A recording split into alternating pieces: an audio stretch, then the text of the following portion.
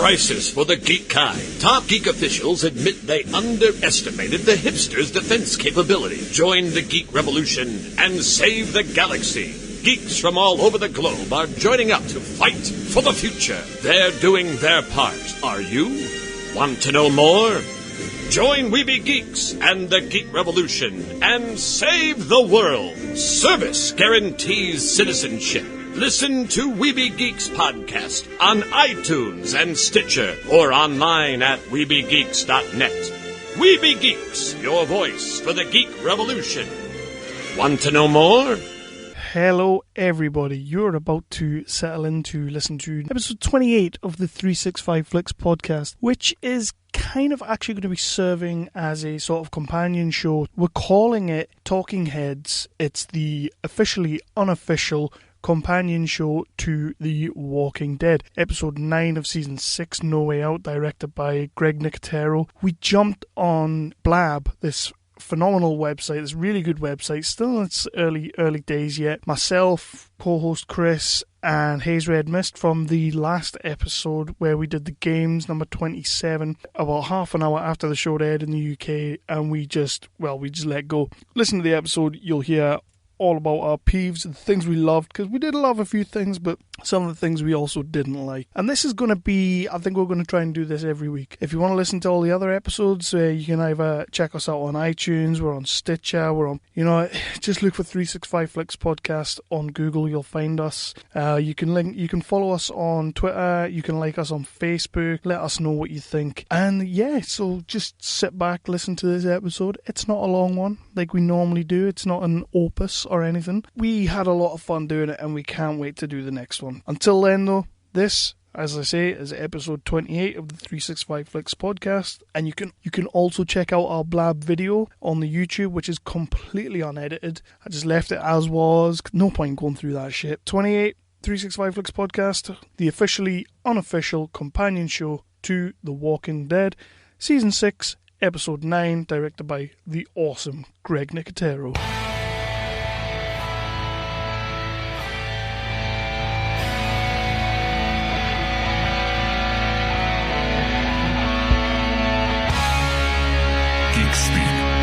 The definitive 365 cut. These are the meaningless ramblings of a Scottish redone whore and a pissy ex-video store clerk. Their ongoing mission is to set right the movie logs. They're gonna need a bigger podcast.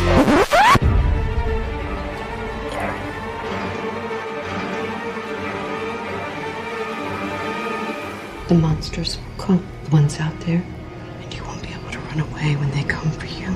They will tear you apart and eat you up, all while you're still alive. All while you can still feel it. And then afterwards, no one will ever know what happened to you.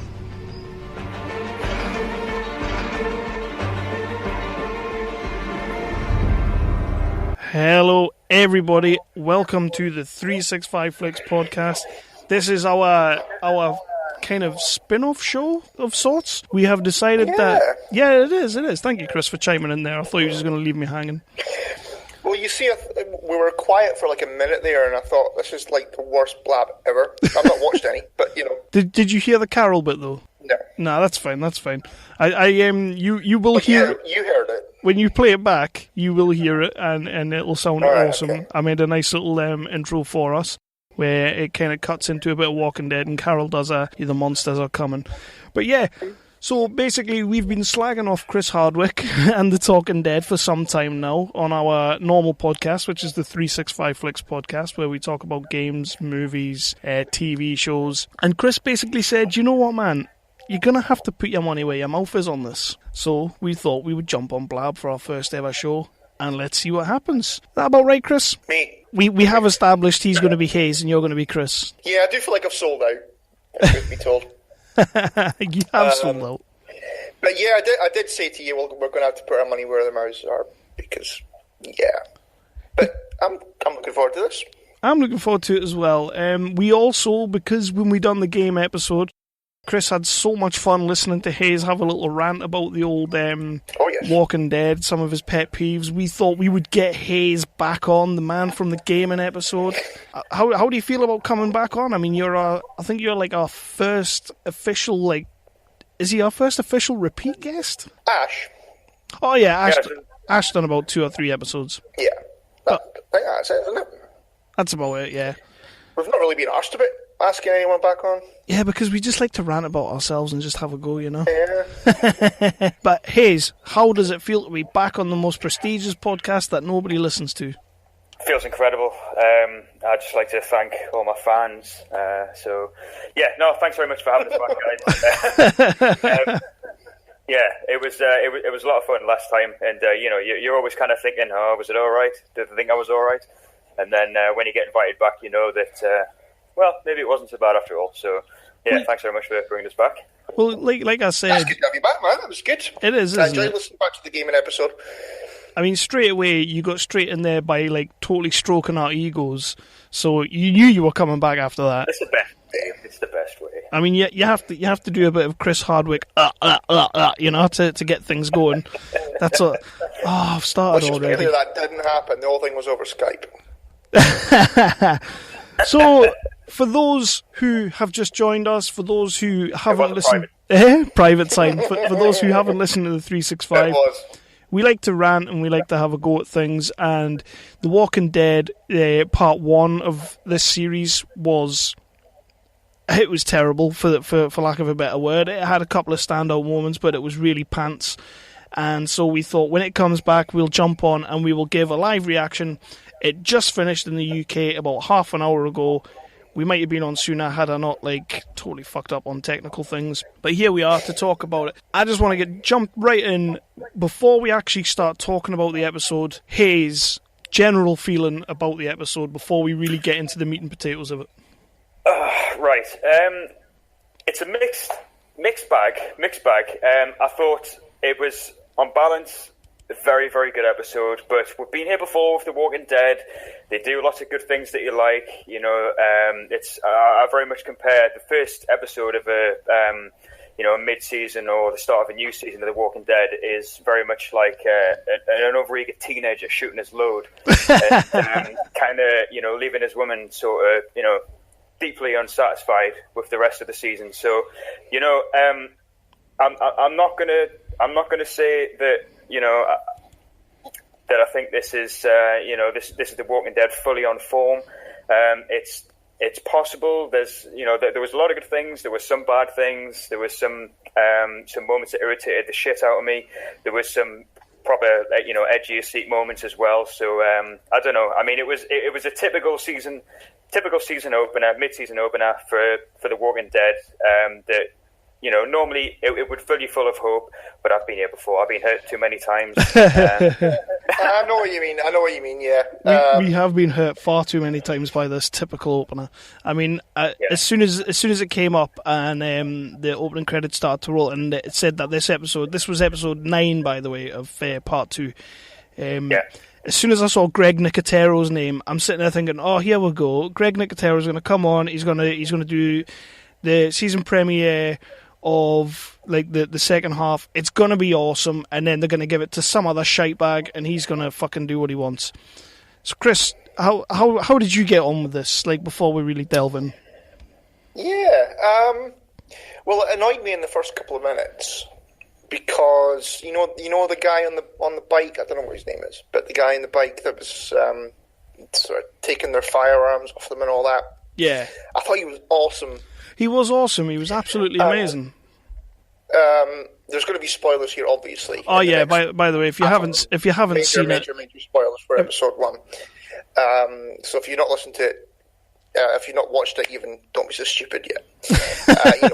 So yeah, that annoyed me. That I thought he was creepy as hell, and when he said what was it? If you've got to eat shit, it's best not to nibble.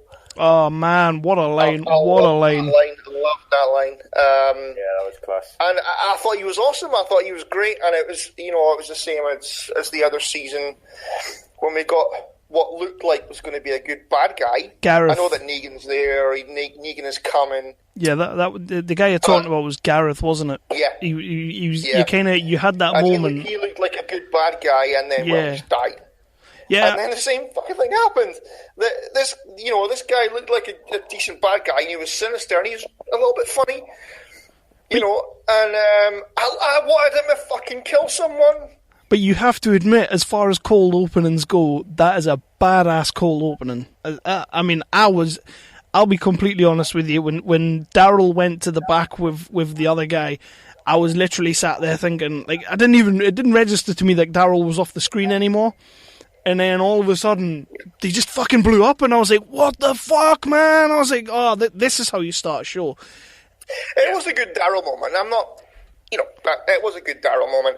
I just kind of wanted him to kill someone. But it kind of makes I thought up. that would have been a better opening for the part 2 of the season. I thought that would have been an awesome opening. This guy, where he did the thing where, well, he was kind of caught monologuing, wasn't he? Really? Yeah, he was heavily monologuing. He was majorly monologuing. But I just wanted him to, he was going to change his mind, and then he was going to shoot both of them or one of them, and then Daryl put him to fuck. Yeah. I could have caught with him killing one of them. I thought it was, the big thing was, obviously, when Daryl came round with the bazooka, and you finally thought, well, at least there was some kind of point to that bullshit Abraham episode where he leans over and he grabs the bazooka from the zombie that's hanging. Yeah. Hanging. Yeah. I thought it was a really good sort of balls out Daryl moment. We haven't seen something like that from Daryl for a while. Well, let's be honest. What did Daryl actually do in the last half of the series for the last 3 or 4 episodes? He wasn't doing dick. He was just kind of going around on the motorbike being a bit of a flid. So it does totally make up for it. Like, for him to take out 8 guys with a fucking rocket launcher. Yeah, it was pretty good. It was good. It was good.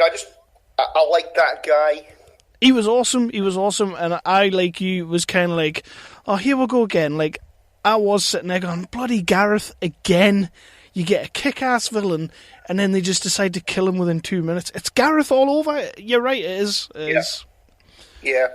So that annoyed me a little bit. I thought he would at least give him half an episode. More than half an episode? Give him... Just give him something to do. Fucking hell. Here we go. It starts. I was looking... that annoyed me a little bit at the start of it. I think, and then something else happened in a few minutes after that, after the opening credits. Well, we're kind of... annoyed me as well. We'll kind of go through it, and we'll get to that in a second. So basically, we've got the opening credits, but I want to do a quick, tiny recap of where everybody was at the end of the last series. So basically, Alexandria had been taken over by the Walkers. The herd was incoming. Glenn was on the outside with that little tart. Morgan had knocked out Carol, the biggest fuck you moment of the whole series. Bastard. And the wolf had kidnapped the lesbian doctor. I forget her name. Basically, Rick and the crew had put the walker guts all over them, as Haze said in the last episode, for the first time since season 1. Let's use that old trick because it worked that time, but we're not going to do it again. And one thing, like when it came back and they were all walking through the herd, where was that scene where little Sam was like, Mom? Where was that? That is something that really, really bugged us. I thought, right, so it's one thing to have a shit cliffhanger. It's another thing to just completely cast it aside the very next episode and just be like, that's fine, don't worry about that. Little kid shouting mum, obviously going to get the attention of zombies. Nah, that didn't happen. It's fine, totally fine. They thought we were going to be okay with it, didn't they? But they did a lot of that within the episode. They tied up a lot of really shitty loose ends from the last series in this episode. I've just thought of there was, you guys have seen Misery, right? Yeah. He didn't get out of the cock-a-doodle car! You didn't... I see what you're saying. So we had that, and we cut to Carol, Rosita, Eugene, and all. We were pretty much just kind of Game of Thrones in it a little bit. At this point, they were kind of showing us all the people again, kind of... Chris has always said Walking Dead needs to take a note out of the Game of Thrones book. Yeah. And it felt to me like they were going that way, but then they kept coming back and going away, and then come back and then going away. And oh man, this for me was actually an excellent opening episode. But as you both agree, as you've both said, it is not without its gripes. Like, it's clearly not. So how do? Well, yeah. The first thing that happens after the opening credits, you know, they're walking through the herd and all that kind of thing, and then they decide they're going to go to the vehicles, and so the nutter preacher man says to Rick, "Give me your baby." yeah. Let's give. And he fucking does it. He fucking does it. And you've opened the gates to the fucking Alexandria in like 2 episodes ago, and you're going to give them a kid. Yeah, No, fucking not. Yeah, the thing that possibly means the most to me in this entire world, I'm going to give it to Gabriel, because he's very well known for being trusted. Gabriel is clearly going to use that baby as a human shield as soon as he gets attacked. You know what I mean? Just a little bit of walker bait, you know. I know what you're saying. Do you think that was maybe his plan all along, a bit of walker bait? Oh, I don't know. That annoyed me. It still pains me seeing that guy play Gabriel. I know. He's such a strong character in The Wire, and they're just, seeing him, seeing that actor come in and play Gabriel and just be dealt with such a shitty hand in terms of lines. I mean, it's kind of it's Tyrese all over again. You know, Tyrese should have been amazing. He should have been fantastic. They wasted the absolute arse out of him. They're doing the same with Seth Gilliam. They really are. But totally agree. But later on, as we'll get to, he kind of redeems himself a little bit. Are we? Yeah. Are we okay with him now, or do we still think? Yeah. Or do we still think fuck him? No, we're not okay with him. We're not okay with him because what they did with him later on was they suddenly turn these absolute flangers into insane Rambo badasses, right? So you're taking Eugene. I mean, I know we're skipping on a bit here, but you're taking Eugene, who in the last episode, stood and froze and couldn't defend himself against the walker, for God's sake. All of a sudden, he's perfectly fine going out. He's never had a walker sort of pressed up against him, whatever. All of a sudden, he can go out there and, he's strong enough to wield a knife and that's totally fine. And Gabriel just goes out and does exactly the same thing. Insane. Insane. These guys have just been afraid the entire time, bitching out with every single scenario. And, I don't know. It illustrated to me how disparate the writing is on The Walking Dead. How you've got a team of people who think about the source material in so many different ways that sometimes it just if they just fall over themselves sometimes with the writing, and it's a shame because it really, really worked this episode. But if we hadn't had those moments last season, in the last first half of the season, we I don't think we'd have this, these issues, but we do. I get what you're saying. It is like they realised that they'd created all these characters, as you say, that had no kind of like they couldn't do fuck all basically, and we were getting told left, right, and centre by every survivor that we know from season 1. We were getting told these are the biggest idiots ever. They will never survive outside those walls, And like you say, within an episode, the call to action is made, and guess what? They're all pretty fucking handy with machetes, like. Yeah. Well, those guys in the house. There was some random people in the house that we'd never seen before, and come out the house with machetes and start chopping the fuck out. Oh, the husband and wife duo that were looking out the window. I was sitting there going, "Who the fuck is this?" Some cunt walks out in a suit. Like, what was that about? They were in the house watching Game of Thrones for the whole of the last season, so they'd seen some swordplay on Game of Thrones and decided to come out of the house and kill some walkers. That's probably what it was. So how do we feel about? Because one thing that I noticed about this episode, and the fact that Greg Nicotero he's a phenomenal director. If you want to look at the best episodes that have come out of The Walking Dead, most of them have been directed by Greg Nicotero. The episode where Daryl had to kill Merle, that was his work. They always pull him in when they need help, and they needed help. Let's be honest, they needed help to get this off the ground.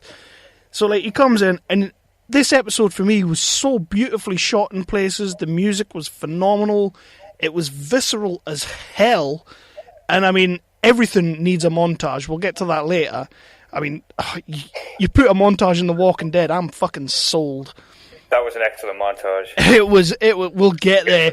We will get there, because I literally was stood at the TV right in front of the screen, like, just like, you know, I was losing my shit, palpitations and that. But first off, like, when I'm saying about the visceral stuff, sorry, I got spack in my mouth there. You know, when Enid and Glenn were in the church, and you had the wolf and Dr. Lesbo outside the church. I loved all that, like that little back and forth, the little. It was. I can't think of her name. I'm sorry, lads. Why would you get rid of that guy in after one episode or one main episode? The wolf. Yeah, he was dying anyway. To be fair, I completely agree with you there. Actually, I thought the interplay between Denise and the wolf was Denise, by the way. Yeah, I think she might be my new favorite character. Not Carol, obviously, but But cool. my main problem with her, though, like, she was in amongst a herd full of walkers. The wolf's just taking a bite for her, right? She did not fucking break stride once. She wasn't running. She was constantly walking away. That was really irritating me. But, whatever. She's a big lass. Well, you could see... Yeah, I like it. You could see that she was kind of struggling with, panic attacks. And, oh, God.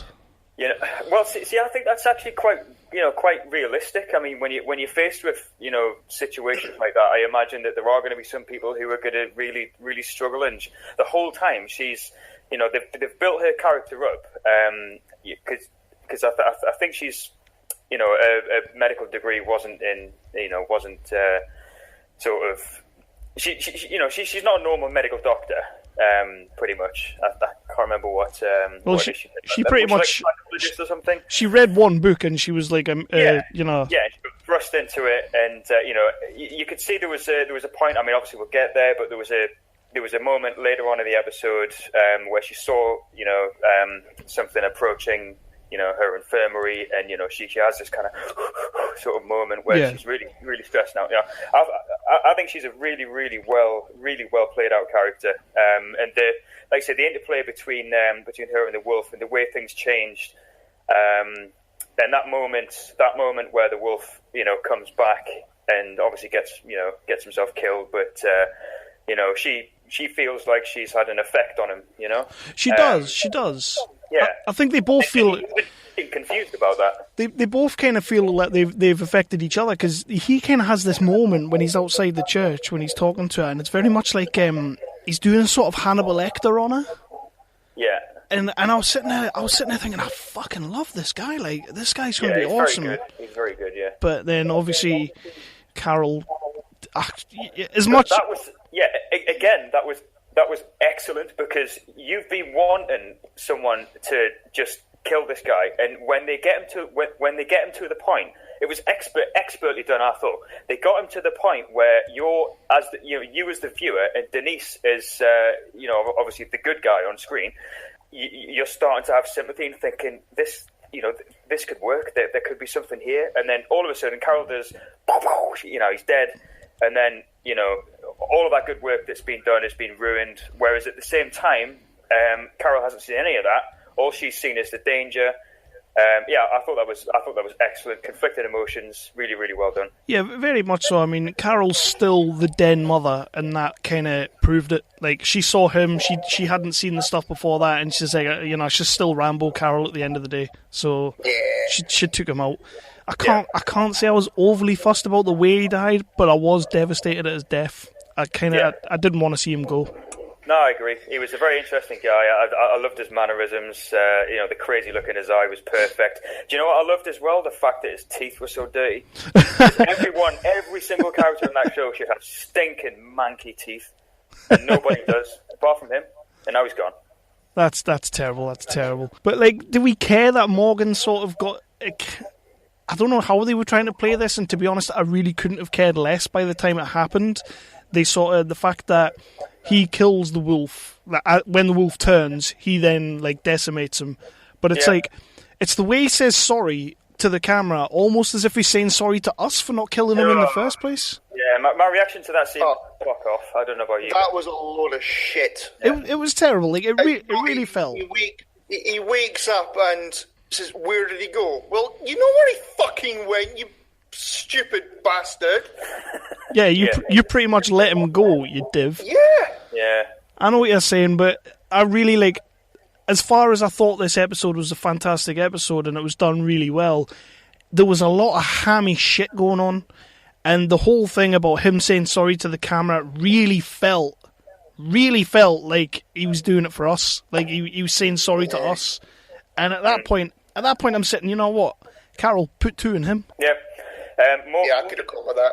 Morgan's a great example of a character who has all the raw materials of a real mainstay in The Walking Dead. He could be, he could really be something special in that cast, and they've fucked it up so badly in the last half season with Morgan, to the point where I actively don't like him. And I love the actor. I love the backstory, even though it was told at the most inappropriate time. When I saw him this episode, and that scene in particular, it did nothing but annoy me. Yeah, I'm still on the whole. I want Morgan gone, and I think that little scene that Carol had with Morgan before she killed the wolf, where she says, "I should have killed you." That's coming back. Yep, I was sat there thinking, "Yep, you should have." But like the way she said it was as if her words would have killed him. It was like, what the fuck? You vicious bitch. But we love Carol. No, he's got it coming. He's got it coming from Carol. Bastard. If anybody takes him down, it's got to be her. It's got to be Carol. Yeah. So let's talk about the scene. Just the big scene in the middle of the herd. Yeah. I was on the edge of my fucking seat here. Yeah, I was actually about to get the rage. I loved how he sort of had the flashbacks to Carol telling him the horror story and all that. That was awesome. And then he stopped walking and started bloody pissing about and moaning and stuff. And I just I was about to shout at the TV, "Somebody fucking slap him!" And then, Or bite his throat. One of the two. Walker kind of bit his bastard head off, Yeah. And that was. I was kind of sat with my hands on my head, Yeah, we've got Imran sat there, the Jock and Nerdcast. Big shout out to those boys.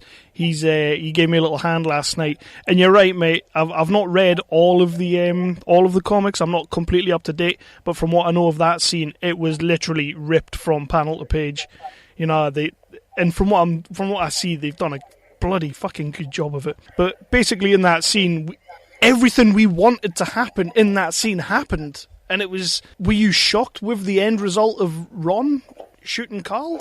It was excellent. Right. So, that scene was, I don't know, with the, go look at the flowers, moment, a couple of seasons ago. Yeah. It was another case of, have these writers got the balls to do this? And yes, they have. It was superb. The kid clearly couldn't handle the situation. It was a case of a very normal reaction from a young person who just wasn't equipped to be in this world, and the horrors and the terror of that scenario. Someone had to fall. Someone had to start a chain reaction of devastating events, and I thought it was really, really well played out. The mother following straight afterwards was excellent as well. Yeah, I didn't expect that. Yeah, I thought I loved the little. This was comedy though, like the little highlight reel of Rick's memory, and I was just thinking, you've seen her like twice. Didn't even bang her. Like, what's the matter with you? You've seen him bury a child. You've known her for all of 10 minutes. Yeah. I think he's probably thinking what might have been. The good Fanny in the world is it's thinning out. You know what though? I'm still a big I'm still a big like Rick and Michonne are gonna happen. It's coming. I want it to happen. So seeing her die, I was happy to see her die. To be fair, but Speaking of Michonne, though, the sword through the lad's chest. Oh man, I didn't see that coming. I've not read the comics. I assume, from what Emram was saying, that's straight from the comic pages. But shit, yeah, that's another. That was fucking awesome. I didn't think they were going to do that. And it was, it was great. That was again, almost panel perfect from the comic. Carl getting shot in the eye. I thought the effects were excellent. They could do a lot worse than lift things straight from the comic, to be honest with you, because some of these remixes that Kirkman likes to do just don't work for me. But that was excellent. I was really, really happy to see that. I was happy to see that. That whole scene for me, just the whole Sam, the walkers biting the head, I loved that. Yeah. And then seeing what's his name, Jesse getting just annihilated, and then Ron shooting Carl in the eye.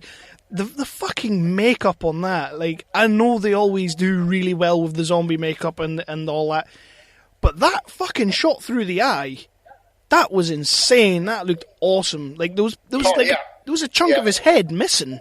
Yeah, it was very, very good. Yeah, it was awesome. So where did we go after that then? I don't know. I'm just coming to terms with the fact that I said that I was very happy to see a young boy get shot in the To be fair though, Chandler Riggs has been slowly kind of boiling away in this series. From series 1 to now, he's been slowly boiling away. And I think an act like this, him losing his eye, character-wise, I think he's the guy to watch out for now. Well, in the comics, it's very much the case as well. I don't know where we stand in terms of comic book spoilers, but yeah, this just lay them on me. This could be the making of Carl. I mean, it's not a spoiler to say that he's going to survive, because clearly we know that. Yeah. We saw the hand twitch at the end of the episode. Grabbing Rick's hand. This shit should really make Carl, and I think, like you say, I think Chandler Riggs is he's equipped to take that and run with it. Yeah, he's a good little actor. I'm sure he'll be fine in that. He's kind of one of the only sort of child actors in a TV show that I can really kind of, and this is going to sound a bit weird because he's a child actor, but I can get behind him, if you know what I mean. Like I think he does have the chops to actually run with it, like you say, and I can't wait to see this. I'm hoping when he kind of comes round, I don't know how it goes in the material, but I'm hoping when he comes round, Rick at the end of the episode is very hopeful now. I'm hoping when Chandler Riggs, when Carl comes out of it, he's just a badass. I'm hoping he's just going to be like, you know what, I've just lost an eye for some prick that I've saved more than once, by the way, tried to kill me already. So, you know what? Fuck your new world. And I'm hoping that's the way he goes. But he won't, because the Walking Dead doesn't write things like that. You don't know. He might sort of go Carl and just greater good and turn into Shane, maybe. I'd like to see a young Carl Shane. He'd be pretty cool. So then we have the scene where they take Carl to the infirmary, and Mega Dr. Lesbian Denise, she's like doing all her work on him. How awesome was it? How awesome was it when Rick just decides, you know what, I'm going to take on this whole fucking compound because I'm Rick Grimes. Yeah, that was very good. Very, very smart move for a man to walk out and start swinging wildly at 300 walkers at once. I actually loved even more than that. What I actually loved even more than that was Rick went outside to go and take on the whole herd. Yeah. And Denise was operating on Carl, and Michonne was helping Denise, and she was like, "No, I need to get out. I need to get out and help him. I need to get out and help him." I loved that. That was so good. I'm telling you, man, you didn't really need all the rando Alexandrians to come out and give them a hand, because Rick and Michonne, they could have cleared that compound. They could have completely cleared that compound. And of course, my Scottish actually sounds like Carl, and Carol sounds pretty much the same. So Imran thinks that he would definitely have taken them all by himself. Definitely, I'm all up in that shit. He was going to do it. And then we one of my pet peeves about the first half of the season was, as you both know, was the Glenn bait and switch. So what they did it again. So what do they do in this season premiere of when they come back? They're like, we're going to put him in another situation where he might potentially die, but it was just so fucking shit. Yeah, and this time, even Glenn is thinking, do you know what? Fuck this. I'm actually going to try and get myself killed. He Definitely. actively, come over here, come over. Yeah, see that? And It annoyed the living piss out of me. I was sat there going, you're doing it again! You're doing it again! When we get to the point when the big bad comes in, we know Negan's coming, we know everybody and sundry who hasn't watched the programme or hasn't read the comics still fucking knows how Glenn's going to die. It isn't going to mean fuck all when it happens. No, I want him gone now. I've said it to you before, Kev. They do this a lot with, other TV shows. Doctor Who is one where they do fake peril on a character that's never going to die, and then they do a fake death, and then half an hour later, or even fucking half an episode later, they're alive again. So there's no actual peril towards the character. You know nothing's going to happen to them. So as you say, if there's actually going to be any peril towards Glenn by Negan, we're going to go, he's not dead, is he? He's not dead, is he? Or just bollocks, who cares? Michonne will take the samurai sword up the middle of him, split him in half, and we're still going to be sat again. Well, he's not dead. He's we're going. All we're going to do is we're going to watch The Talking Dead, and Gimple's going to send Mr. fucking Hardnose a fucking email saying, "Don't worry, he's still alive." Oh man, he's off. I mean, it just they just in an episode that seems as awesome as it was, that one scene took me straight out of the show because I don't want to see that shit anymore. I'm done. And the thing was, when he comes running in and Maggie sees him, and you kind of have that bit when Maggie realises it's actually Glenn and Glenn's still alive. Yeah, that was good. Yeah, that was excellent. I was genuinely ready for Glenn just to be wiped off the show then, and Maggie's there to watch it. She had real sort of terror and desperation in their screams and stuff, and then we had pretty much an exact repeat of the opening of the show. Just this kind of out the blue, here comes the A-Team. Yeah. They may as well have had the A-Team music playing. Justin, you may as well have. That was a bit cheesy, maybe. And that did feel a little bit out of place, to be honest with you. It did. But, you may have had the ginger guy going, love it. Well, plans do come together when you're ginger and you're called Abraham. But I mean, and you've got a handlebar moustache. That's a winner. Yeah. I'll be honest with you, I was totally cool with Abraham being shot right at the start of the episode. So the fact that we even got to see him towards that far. So what did we think of Daryl's big plan of setting the place on fire? Pretty good plan. I mean, you need to kill a lot of walkers in a quick space of time. You need to get them drawn to a specific area. I was quite impressed that that truck had a full tanker of whatever. Because I mean, it was literally a river of gas. It was pretty awesome. Yeah, but it was a pretty good plan. There wasn't many other ways that you couldn't realistically suggest that Rick and Michonne and 3 or 4 of the instant badasses from Alexandria were going to wipe out a giant walker horde. I mean, you can't even imagine how much your arm's going to hurt after 3 or 4 swings of a knife into someone's skull. We'll leave that. We'll leave that stuff aside. But yeah, I could have coped with that, though. To be honest, I didn't really need the flame pit thing. I could have coped with Rick and Michonne and Carol just killing all of them. But as I mentioned before, every show, as we know from Team America, every show and every movie needs a montage, and it's round about there that we get a badass montage. It was excellent. It was good. It was good. I mean, that was the show at I would say its absolute finest. Maybe not my favourite scene that I've ever had in a Walking Dead show, But that whole thing when it was showing you all the Alexandrians, all the survivors that we know and love, all working together to take down anything that came at them, and then you got an absolutely fucking gorgeous Andrew Lincoln kind of just being the last blow coming back, and I was just sat there going, oh man. Yeah. Again, Nicotero.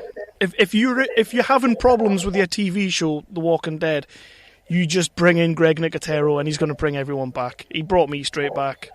All we know now is that because this episode was so good, the next 3 or 4 are going to be rancid. Yeah, my prediction is that the next episode is going to be like a 1 hour, retrospective of Enid's life or something. just show some horse shit that we just, that has no relevance to anyone or anything on the show. It'll be the backstory of Denise. Yeah, we'll get. That might actually be all right because I don't know. She's had a checkered past, We're hoping. Yeah.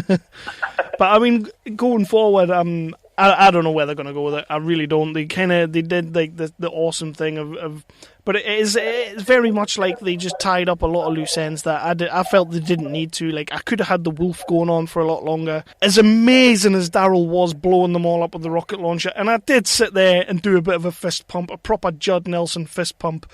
As amazing as that was, those saviors, I mean, that leading guy, he was fucking awesome. I was kind of like... Yeah, at the bazooka bit with Daryl at the start, I mostly just went, oh. Yeah. I mean, I liked him. It might well be misplaced because we've been there before with The Walking Dead, but they must be super confident about what they've got up their sleeves with the saviors. Well, they must be... To give you that glimpse and then snatch it away, they must be thinking, you just wait. And yeah, hopefully. But the thing is, we're assuming that there's more wolves somewhere. I'm assuming there's more wolves somewhere.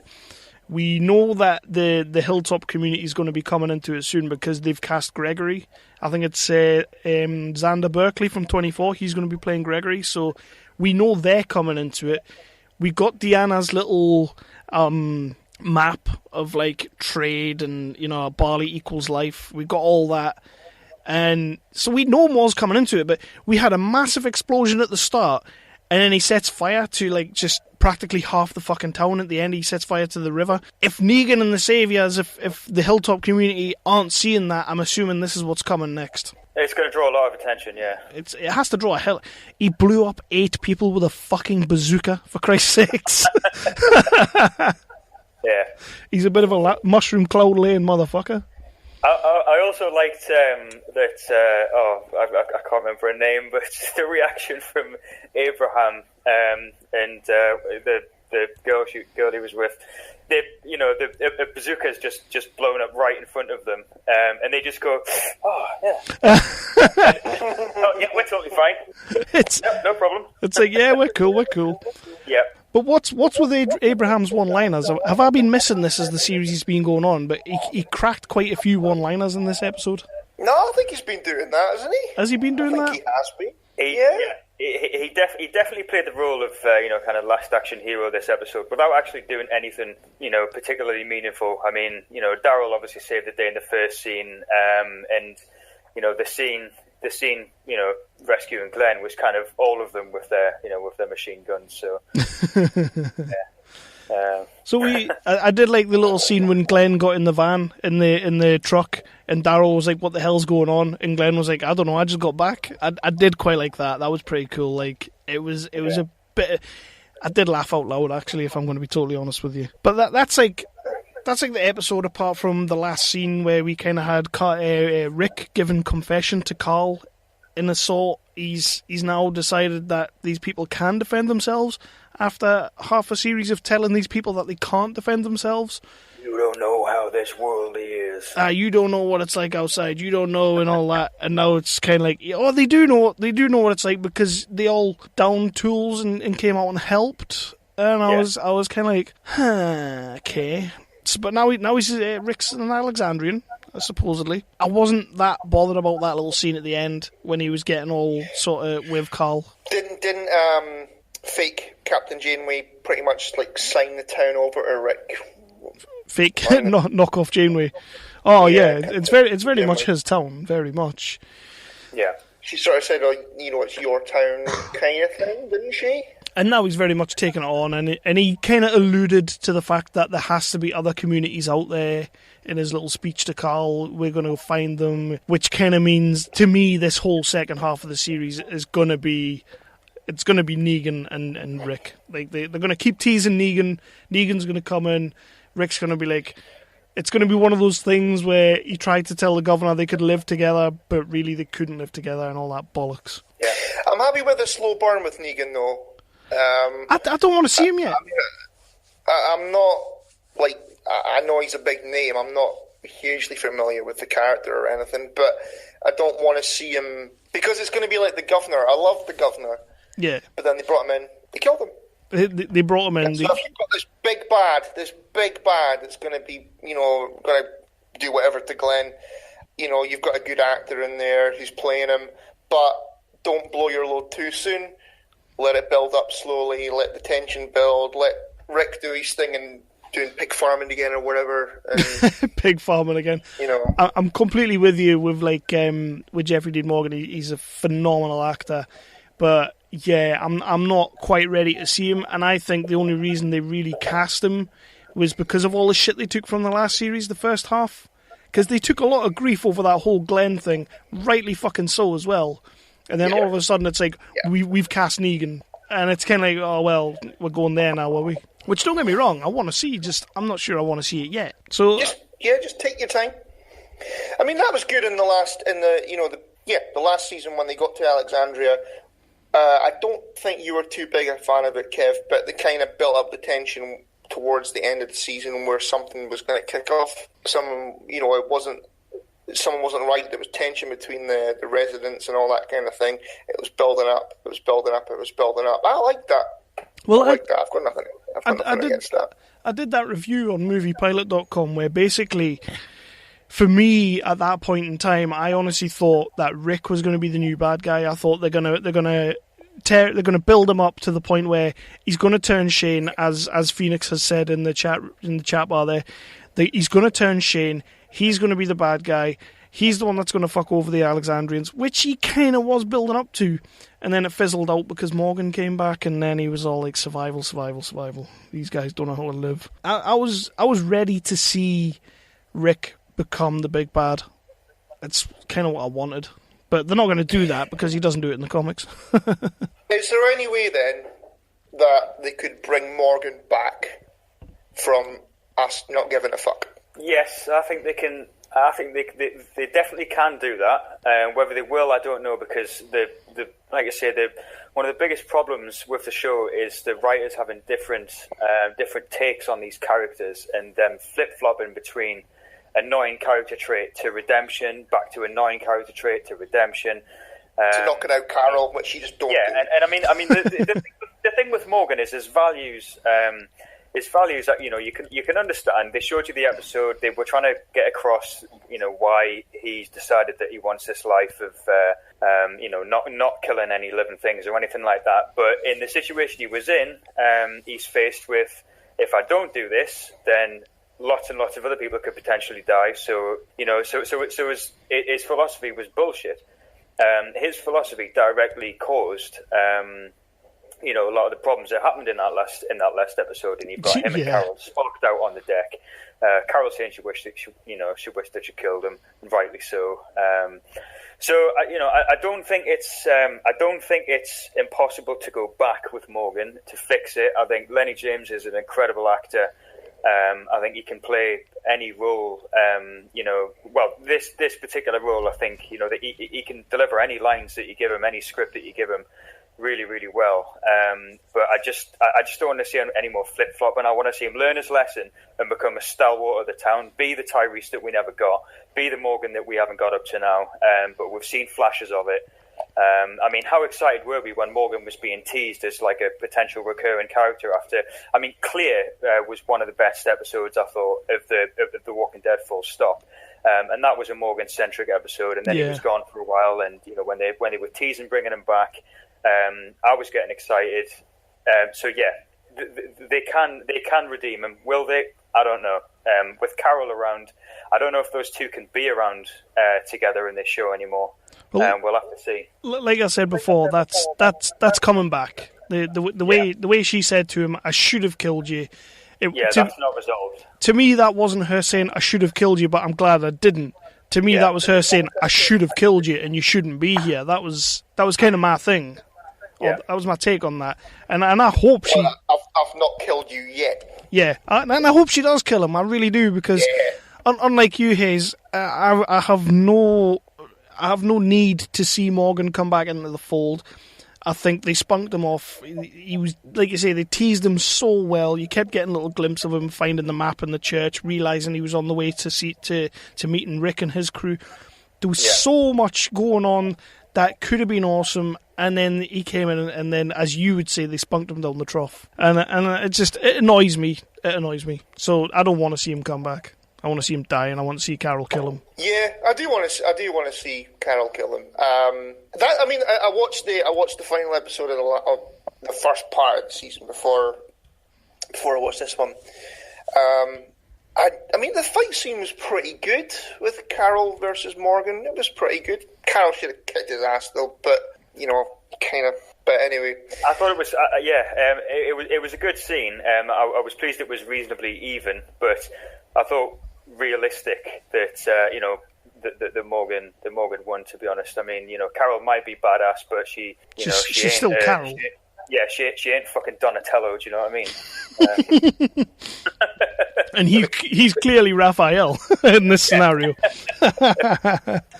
So that's kind of that's sort of the episode that we dealt with. I want to talk about characters. Like, we kind of just dealt with Morgan and a little bit about Carol. Are there any other characters? Because the Alexandrians all kind of banded together at the end, and we got that kick-ass montage, we got some kick-ass scenes. I know it was hammy as shit the way it all came together, but did we see anybody in the Alexandrians becoming a survivor? Like as in the sense of who we have already? Well, Phoenix Tears has just asked about the pastor. What do we think about the pastor? I mean, we've already kind of bitched and moaned about him. Yeah. He went out and fought. Could he keep on doing that? I can't stand him. I think he's one of the worst characters in the show. He should have learned his lesson when he came to the realization about, because when he was first introduced to the show, and you had the revelation that he pretty much locked out everyone. Yeah, I'm still kind of waiting to see who he is. Being complete when he realised that, and then but again, more just flip flopping. He's all right. Oh no, he's back to being a dick. When he got to Alexandria, the big sort of final nail in the coffin for him, for me, was when he went to Janeway. Janeway. When he went to Janeway, tried to tell her that Rick and his crew. Oh yeah, there's no coming back from that. He was trying to be Chakotay. Yeah. That was. I was just like, you slimy, oily fuck. I really don't like him as a character. I did have a similar reaction, Haze, in that scene. I just remembered saying, "Oh, you bastard!" Yeah, and how dare you, sir? And as how dare you, sir? As Phoenix is saying in the chat there, Rick's got a very short memory. Oh yeah, you can take one of my two surviving children away. That's fine. Yeah, we kind of dealt with that earlier, and it was very strange. Like, but moving away. He's like, yeah, I can do this. I can do this. I will do this. And Rick's like, he was trying to convince himself, wasn't he? Yeah. Okay. Yeah. You take it. So my exact words were to the TV, as you do. You fuck. Yeah. No, you can't. You can't do that. You're a massive pussy. So moving on from one piss-poor, wishy-washy person in the group, we've got one guy. I'll be completely honest, I'm going to give him the best line of the whole episode. There's no clocking out today. What did we think of Eugene? I quite like him like that. being a bit of a kick-ass, kinda, but then it doesn't really tie him with what we've seen before. Where, yeah, he's still a pussy with a mullet. He's a fucking coward. Yeah, it doesn't tie him with it. Yeah, I don't buy it. It would have been fun if we didn't have that scene with Rosita, teaching everyone the basics of combat and all that shit. If we didn't have him being an absolute flange in that episode, the open-toed sandals. then I could maybe buy that he'd started to come round and get over his fears and all that shit. As it is, I didn't buy it at all when he suddenly turned into Rambo. I think he'd be more like Sam, going out there with his knife, thinking, "Yeah, brilliant, I can do this," and all of a sudden thinking, "Oh shit," and then dying. That would have been a more realistic thing to happen with Eugene. But we'll see. He's an interesting guy. He is an interesting guy. Good lines, so yeah, we'll give him that. I mean, that line. He is an interesting character. He is. And he does have a very important role in the comics. So, but, is he all to do with Barley equals life, or? Well, yeah, I don't want to say. Yeah, that's probably a little bit of a spoiler, so I don't want to go about it too much. But we'll hit that another day. Yeah. So I'll move away from Eugene and let's talk about some of the randos. We still have is it Aaron, or as the Americans pronounce it, Aaron? It annoys me. Well, I mean, my one of my good mates is called Aaron, but he also accepts Aaron. So does he? Yeah. Does he? Yeah, he does. Really? He does. Yeah. And he's from the UK, and he accepts Aaron. Because as much as I used to love watching Lost, and everybody knows I love watching Lost, every time they called that baby Aaron when it was clearly called Aaron, even the British guy in the show was calling him Aaron. Oh man, it done man nothing. But what do we think of him? But then there was the Aaron in 24. He was okay. Oh, he was cool though. He was awesome. Was he called Aaron or was he called Aaron? I think he was Aaron, but Americans. Was that Kim's boyfriend? No, it was. Who was that? It was the security guy, the secret security guy. He was in almost every series, and he was always like protecting the president. He always plays like a general or something. Oh yeah. I think he's Glenn Marshall was his name. Yeah, sorry, how could I confuse him? Yeah, he was an amazing character in 24. Yeah. But like, what do we think of Aaron? Is he a stayer? Is he a keeper? I mean, I still quite like him from the fact that he brought Daryl into the fold into Alexandria and sort of started giving him a job. But is he a keeper? Oh no, you mean that? Yeah, he's alright. I think he's a good character. Yeah, and then I think he's a decent character. Yeah. What about Knockoff Janeway's son, Spencer? Nah, kill him. Yeah, kill him. I'm still waiting for a brutal death. I actually think, see, it's so difficult to talk about predictions and stuff when because I am very familiar with the comics, so I can't really comment. Just give us predictions, and then we'll know if he dies or not. I don't know. You need people. What I will say is that you need people to potentially not agree with new regimes. Do you think he's that guy? I think he could be one of them. That just makes me want him dead.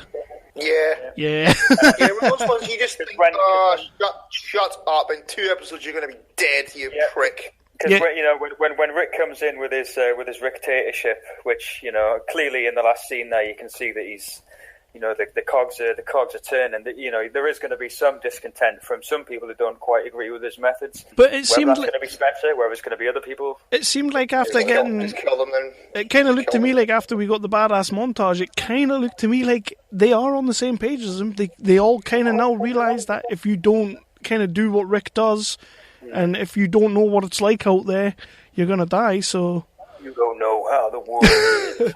You absolutely love that, don't you? Every episode. And then there's my character who I am most hopeful for, and Imran brought him up before. Thanks for bringing him up, Imran. I mean, I love Heath. From the first half of the series, I loved every scene he was in. He wasn't in it enough. He should have been in it more. I've got so much hope that he's going to be, as you said earlier, he's going to be the Tyrese we never got. That's what I'm hoping. I can get behind that, yeah. I can cope with that, yeah. But as I mentioned to you, I think it was yesterday, Chris, he is going to be the new Jack Bauer in 24, so chances are he's probably going to die in this. 24. Why? You had a choice of being a decent, sort of untouchable character in The Walking Dead or the new Jack Bauer. which is going to fucking flop, you would go with The Walking Dead, wouldn't you? You would. But as long as you're not going to get killed after 2 episodes. Yeah. Which they tend to do with their best characters. Yeah. But what I would say, I mean, I don't know if you want to move on to the next character, Kev, but are we kind of saving the best for last, or come on then? Who have I met? Baby Judith. I'm still on Judith needs to die. I'm still on that. Yeah.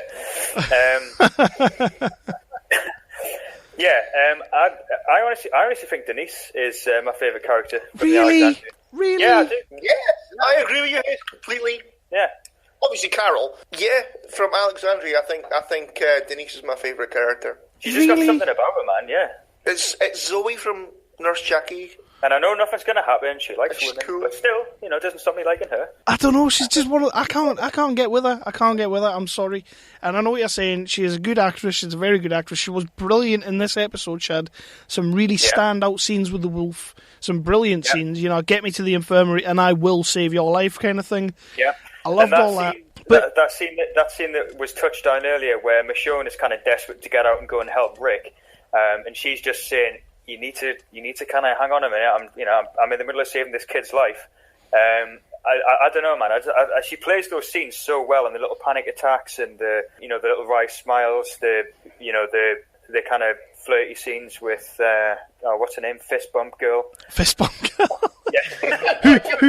who, by the way, could her pregnancy be any fucking bigger? Yeah, that's a battle that they're losing quite spectacularly. I mean, she's either she's going to have to die soon, or they're going to have to write her out of a few episodes, because you cannot hide that bump anymore. No.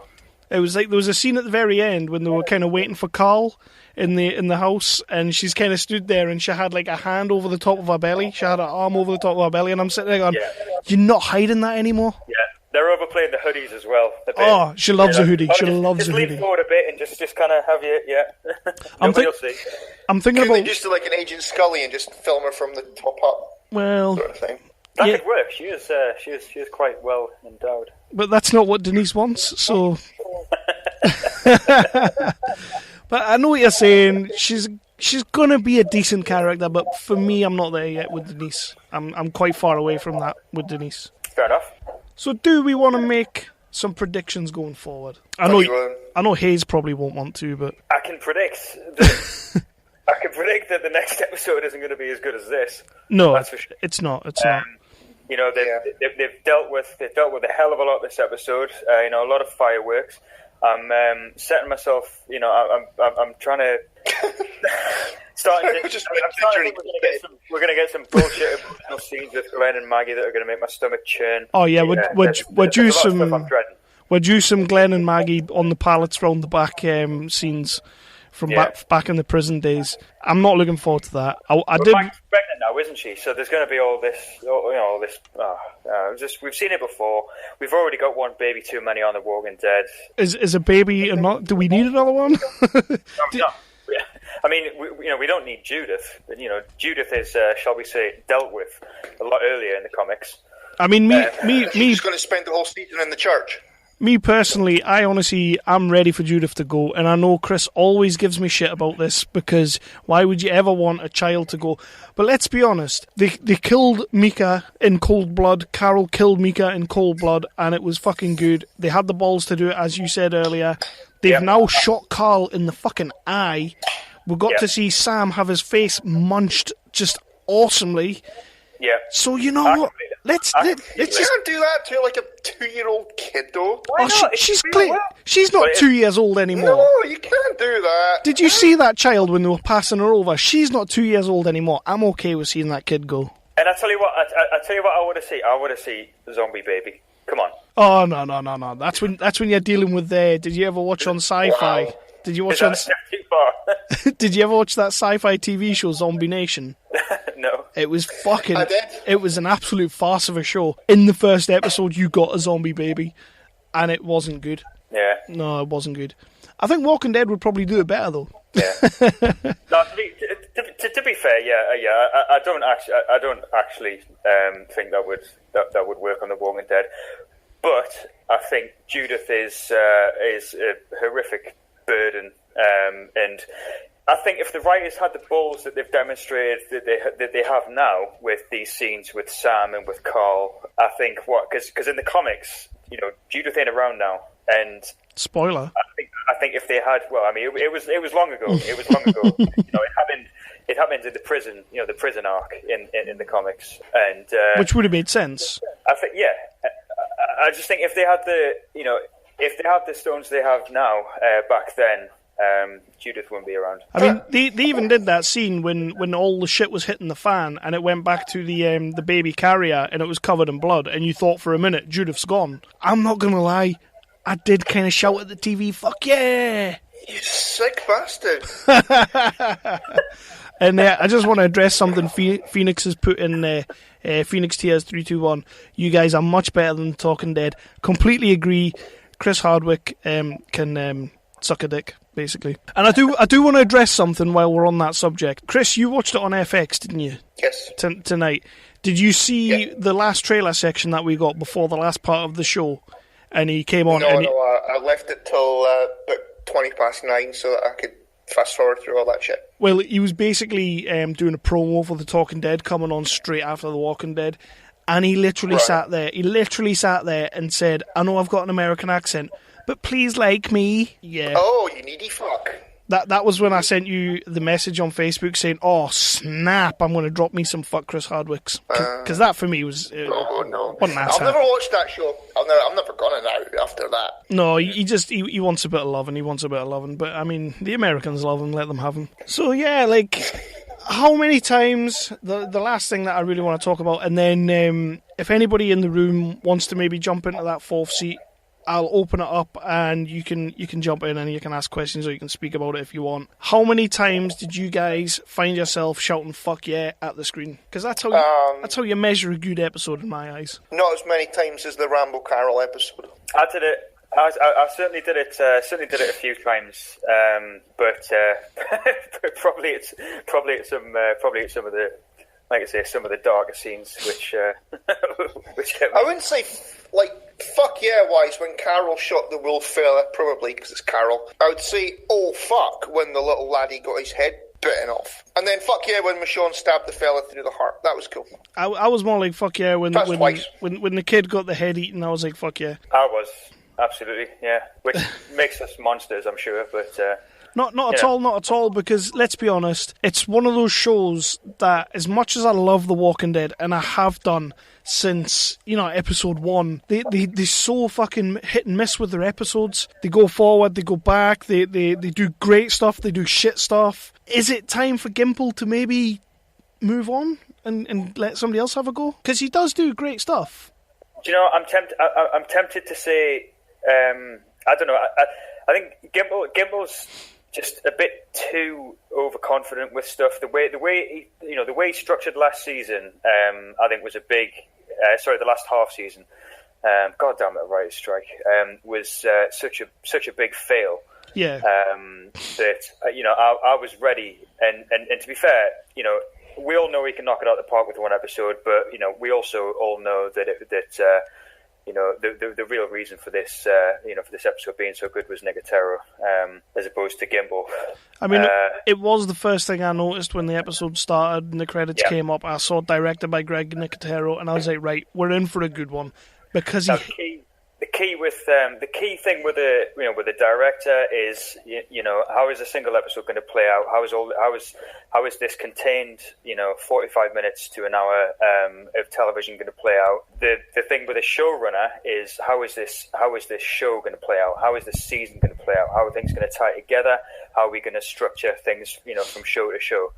And that's the area where Gimble's been dropping the ball lately. He did it badly with the Glenn, the Glenn fiasco, and I'm sure he's going to do it again this half season. I don't know. I mean, hopefully, a lot of the fan criticism might have had an effect, but like I say, we've been here before with hope. I'm very much holding it back, despite the fact that I loved the episode tonight.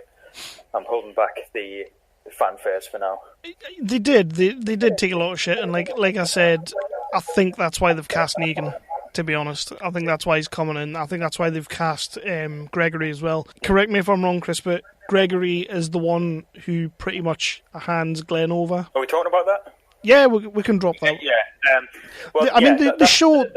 The show doesn't always stick to the comics. It doesn't always go that way, because we know that they retconned Andrea and basically gave Andrea's role to Carol. You know, they've done that a lot of the time, so they might not go down that road. Yeah, exactly. Well, they can't go down that road. They can't go down the exact same road, because obviously on The Talking Dead, you had Kirkman go out there and literally just blur out the exact scene what happened with Negan and Lucille. So, another Talking Dead fucking debacle. I mean, that's insane. But that was Kirkman. That's your man who's. Yeah, don't get me started on Kirkman.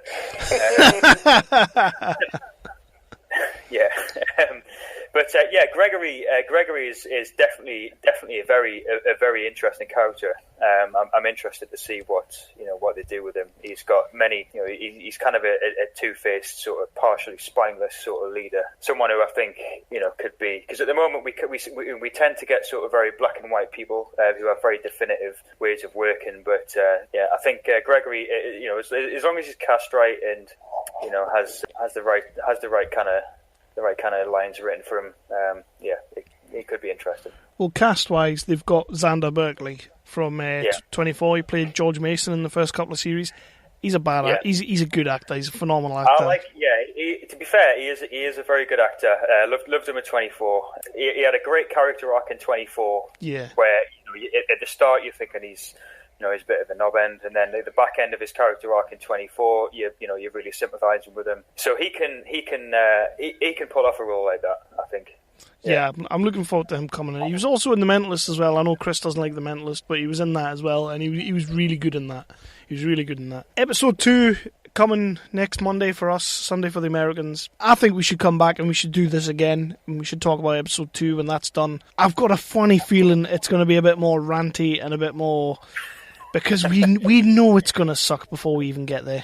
Yeah, it's going to do the same thing as after the Rambo Carol episode. It was just downhill, really. I think it's going to do the same. It is. And it's such a shame, because, as you mentioned on the last episode that we did, Haze, like, when they get it right, they really get it right. And this episode, although it was like a bunch of hammy scenes that kind of didn't really gel or make sense, but the action within them was good. I just hope that it maintains some sort of standard and we get a good second half series. And if they keep teasing Negan, I'm happy with that. Let's just see him in the second last episode or whatever. I think you're right. There's no rush. I mean, I'm excited for Negan, but there's no rush. We don't have to have Rick versus bad guy X every episode. So yeah, I'm happy to hang around a bit. At least we don't have Andrea around, who would probably shag Negan, because she likes to shag all the baddies. Oh man, if only we got the comic book version of Andrea, things would be so different. Exactly. She's still kicking in the comic books, isn't she? She's still around. Yeah. Really? Although, as you alluded to earlier, Kev, we've got Carol in that sort of role. But like I say, to be fair, that is something I am really interested in. How they deal with the Carol Morgan predicament, because they have to deal with it somehow.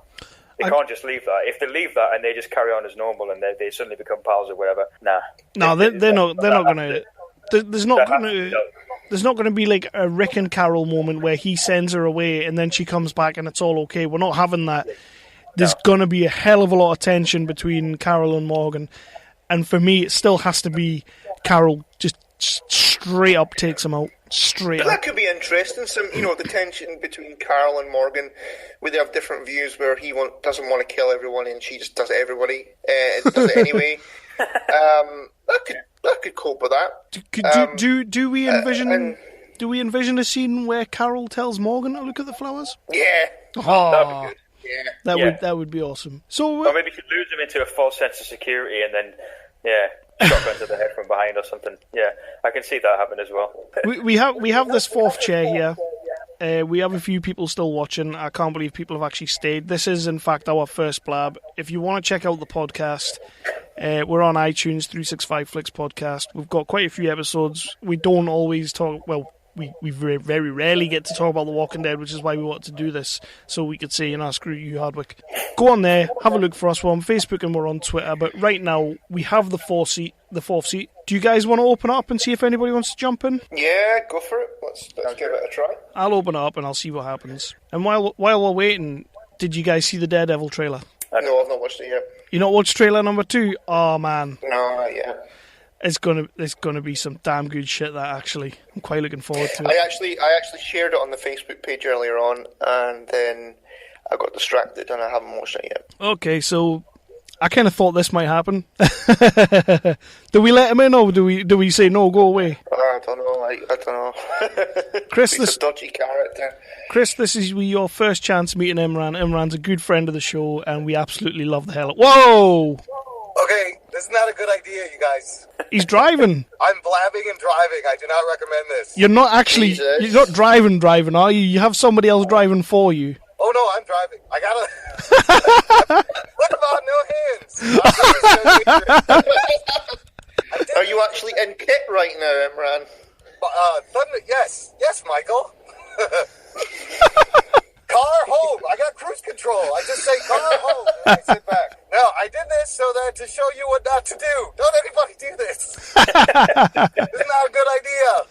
So Nick, You guys, great show. I've had so much fun watching, and the Daredevil 2 trailer is so awesome. it is, isn't it, Imran? You know I'm not a huge Marvel fan, and I wasn't a big fan of Series 1, but I actually am looking forward to this shit. I just love when Frank tells Matt, he's like, you hit them, they get back up. I hit them, they stay down. Oh. That's fucking that's badass. It's very Punisher-centric, by the way, lads. It looks like the Punisher. Do you think it's going to be a whole series, Imran, of like Daredevil and Punisher going at it? I don't know, because it ends with Elektra, and there's going to be a second trailer on the 25th, and I bet that second trailer will be Elektra-centric.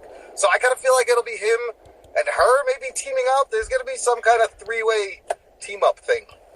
We don't mind freeways on our show. Oh, I love three-ways. This is Imran Haze. He's obviously the Jock and Nerd podcast. Again, anybody still listening, have a look at them. They are a fantastic podcast. We've been buddies with them for some time now. This is our friend Haze, who's basically our comic book kind of enthusiast now. But we had to bring him on for the Walking Dead crack because he's got some interesting insights.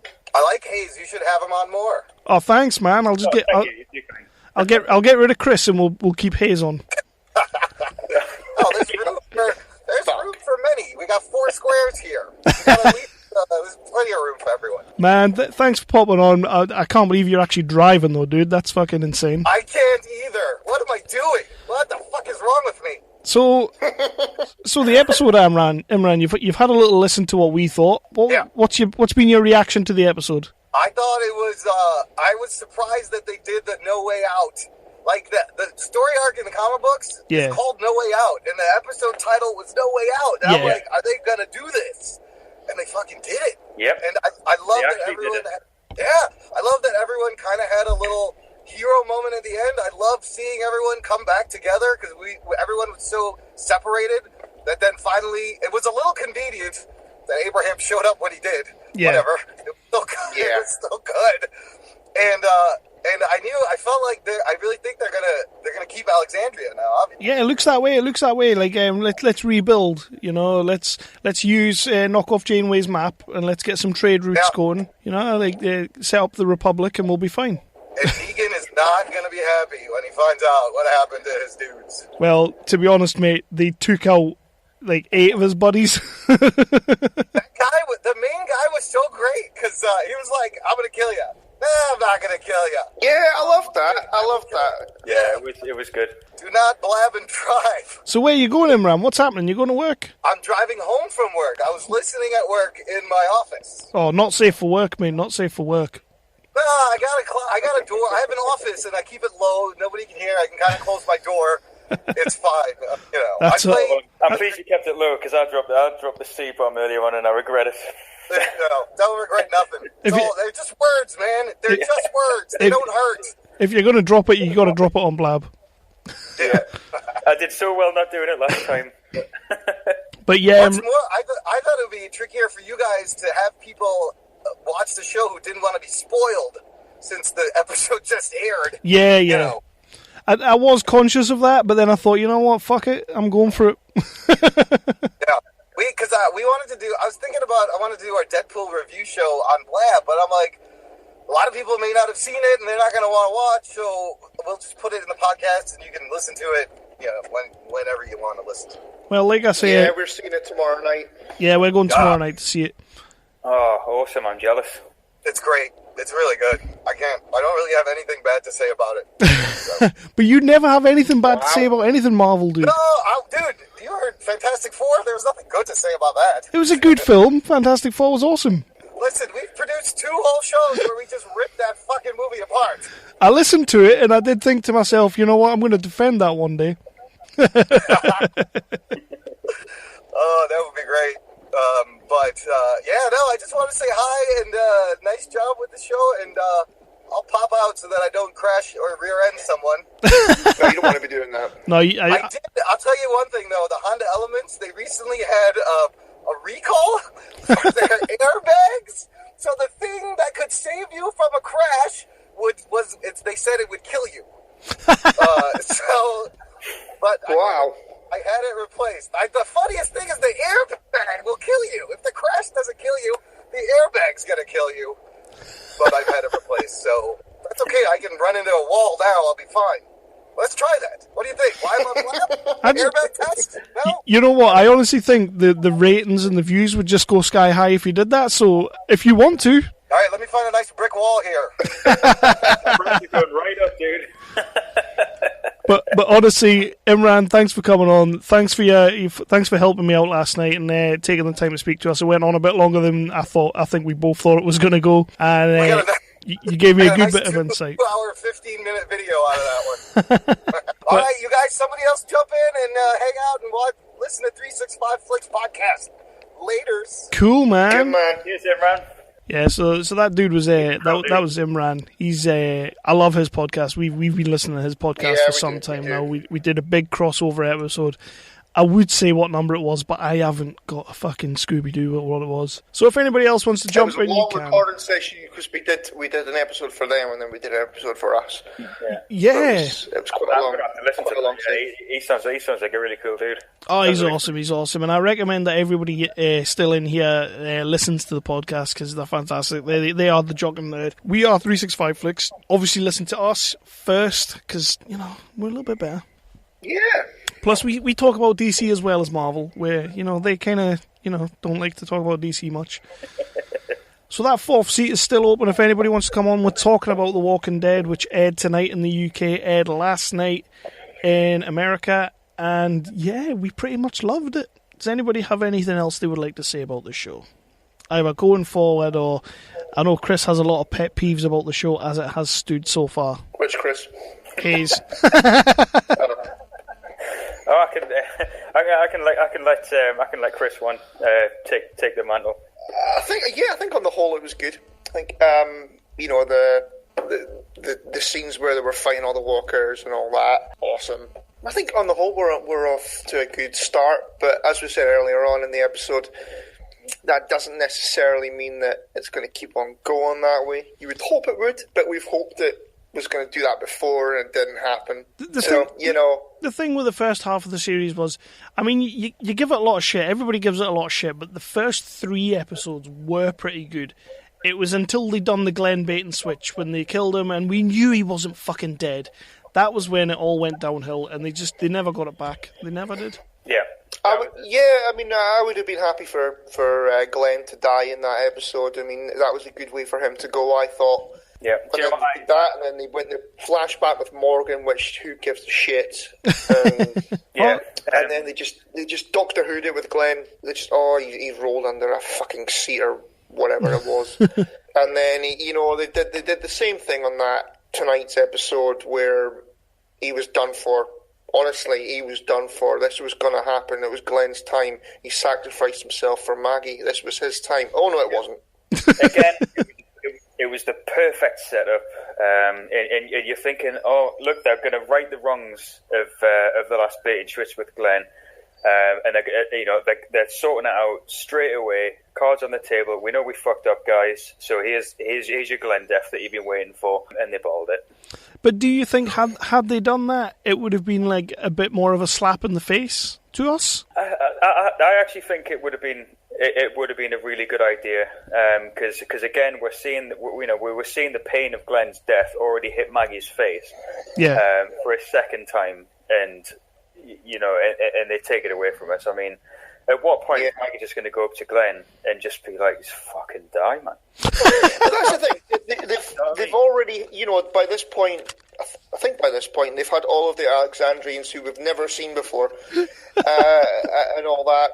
We've got them coming out and going ape shit with bloody swords and machetes and guns and God knows what else, and fighting the fucking Jedi with these walkers. It's so sort of unrealistic to think that Glenn's pregnant wife, is in danger, so he's gonna go fucking ape shit and just kill everything in sight by himself, just to take the walkers away from Maggie. Is that so out? Completely out there. Well, we know he's got it in him because I mean, the last time I remember, really rooting for Glenn was when he thought that the governor was raping Maggie in the next room. Yeah, that was Glenn went fucking mental, and he sort of smashed the chair up because I think he was tied to the chair, wasn't he? And he smashed the chair up and that scene was was class. That was Stephen Young at his best, and Glenn's just been on a gradual downhill slope ever since then. To be honest, I mean, I absolutely take nothing away from Stephen Young, like you say. He's a fantastic actor. He has been from the very start, like that very first episode, hey, dumbass in the tank and all that. He's been awesome. As you say, probably since that scene, can they not, why are we wanting Glenn to die? Why do we want him gone? I don't really have anything against... I want Glenn to die now because they piss us about. Yeah, they've bait and switched a million times. Before that, I didn't have anything against Glenn. I didn't want Glenn to die. Oh, but he has come out with some sanctimonious bullshit though as well, hasn't he? I mean, in the scene, there was other people that would want to die before Glenn for that though. Yeah, the bit in the church before the preacher went all fucking Sam Jack on us or whatever. When he said, "Oh, God has sent us a fucking whatever," God's in Alexandria to fucking save everybody. I don't like that shit. If it's Glenn or Gabriel, I want to see Gabriel getting his kill Gabriel, getting his jugular souped out by a walker. So I do have one more question for both you guys before we go, and we will come back next week, 10:30, same again after the episode. We'll come back. I think we're definitely going to do this again. We have we are. Phoenix Tears in the chat room there thinks that we need a woman to even out the testosterone in the room. So she's quite happy to come on and have a little crack with us next week. Hopefully it's a terrible episode so you can really tell us we're wrong. But I do have one last question. Do we think that it's possible that Enid is a saviour or a wolf? Which one's Enid? Enid's the little girl who Glenn basically shacking up with right now. Well, not shacking up, but helping. Possible? I'd be okay with that. There's something going on with her. There's something shady happening with her. I'd be good with that. Haze is like, I've read the comic books. I don't want to say too much. No, I can distance myself comic books wise with that one. But I think up until this point, the things that they've done with her would indicate that she doesn't really have anything shady going on. The little scene with her in the church where she stands and just kind of having a look and stuff. I think I don't know. I can't see it, but I'd be interested if they did it. And a really interesting arc for her could be, if she gets close to Carl, and then the Saviors start making the move, and then she kind of reveals herself as one of them or something like that. The potential's there, and we know that Kirkman likes his remixes anyway. So even if that does deviate from the comic plot, not saying that it does, or not saying that it doesn't, it's something that's definitely possible. She's definitely got a lot of a lot to explore character-wise, I think. Yeah, I'm hoping she's going to do the John Cena heel turn. I want to see more with Carl, because I thought her chemistry with Carl was very good when they had that, when they had that episode and they were kind of did you like that? Hugging in the tree. Did you like that one, Chris? It was good. Oh, so before she kills Glenn, she's going to go do do do What do? Aye. So basically, you can't see me. I know what you're saying, Haze. Like that's an arc that I would like to see Enid go on. I don't want to just being someone who has, as Phoenix has said, just survived. I want to see her being a character who's done anything to survive. Yeah. And if she's teamed up with the Saviors, or if she is indeed maybe a wolf, because I'm hoping there's still more there, or maybe she's just from one of the other communities. Whatever it is, I'm hoping she's got a seedy background, and I'm hoping that she certainly came from somewhere. We obviously saw that scene with her parents and how they died. Yeah, that was a good scene. But I think you've got that sort of traumatic ass scene with her, and then she's going about trying to survive. It's not, but she's really fucking skilled. When Glenn finds her, she's not in a position where she's desperate. She knows exactly what to do to survive on her own, how to evade the walkers. So there could well be more to her than meets the eye, like. And I think that's probably a good place to end that. So that's been episode 1 of what we are calling the 365 Talking Heads, the officially unofficial companion to The Walking Dead. It's a bit long-winded, isn't it? Fun. I like it. It is a bit long-winded, though. But it's the officially unofficial companion to The Walking Dead show. It's our and your alternate to The Talking Dead. Because even though I've got 2 Chris's sat in here with me, if you want to listen to us and you want to listen to our other stuff, we're generally a movie and a TV podcast. We're on Facebook, we're on the Twitter. When I get the file for this, I'll be slamming it up on YouTube. This will probably go on the iTunes feed. We're on Stitcher, we're on all sorts. Just look for 365Flicks podcast. You'll find us, we're out there. And do you guys just want to say goodbye? And we'll see them next week? Yeah, cheers. Thoroughly enjoyed it once again, gentlemen. Thanks very much. So, goodbye. Cheers. Bye.